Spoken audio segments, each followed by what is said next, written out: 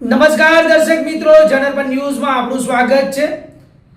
હું છું આપણો મિત્ર કંચન પરમાર। આવો સાંભળીએ આજના મુખ્ય સમાચાર। વડોદરામાં છેલ્લા કેટલાય સમયથી વધતી જતી ઘરફોડ ચોરીની ઘટનાઓ વચ્ચે વડોદરા પોલીસને એક મોટી સફળતા મળી છે। પોલીસે સિકલીકર ગેંગના એક રીઢા ગુનેગારની ધરપકડ કરી છે, જેની પૂછપરછમાં વડોદરા અને અમદાવાદમાં થયેલી 7 જેટલી ચોરીના ભેદ ઉકેલાયા છે। વડોદરા શહેર પોલીસની ટીમે બાતમીને આધારે વિશ્વામિત્રી બ્રિજ પાસેથી જસપાલ સિંહ ઉર્ફે બચુસિંહ દુધાણી નામના શખ્સને દબોચી લીધો છે અને પોલીસે જ્યારે તેની ઝડપી લીધી ત્યારે તેની પાસે ચાંદીનું બિસ્કિટ, ચાંદીનો સિક્કો, ₹23,500ની રોકડ રકમ મળી આવી છે।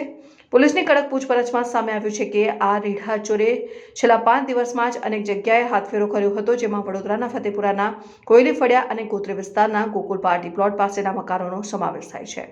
આટલું જ નહીં, આરોપીએ અમદાવાદના પણ જુદા જુદા 4 સ્થળોએ ચોરી કરી હોવાની કબૂલાત કરી છે। પકડાયેલ આરોપી જસપાલ સિંહ અગાઉ વારસિયા વિસ્તારમાં રહેતો હતો અને હાલ મહાકાળીનગરમાં રહે છે। પોલીસના જણાવ્યા અનુસાર તેની સામે અગાઉ 1 ડઝનથી વધુ ગુના નોંધાઈ ચૂક્યા છે। સૌથી મહત્વની વાત એ છે કે તે મકરપુરા પોલીસ મથકે નોંધાયેલા ગુજસી ટોકના ગંભીર ગુનામાં લાંબા સમયથી વોન્ટેડ હતો।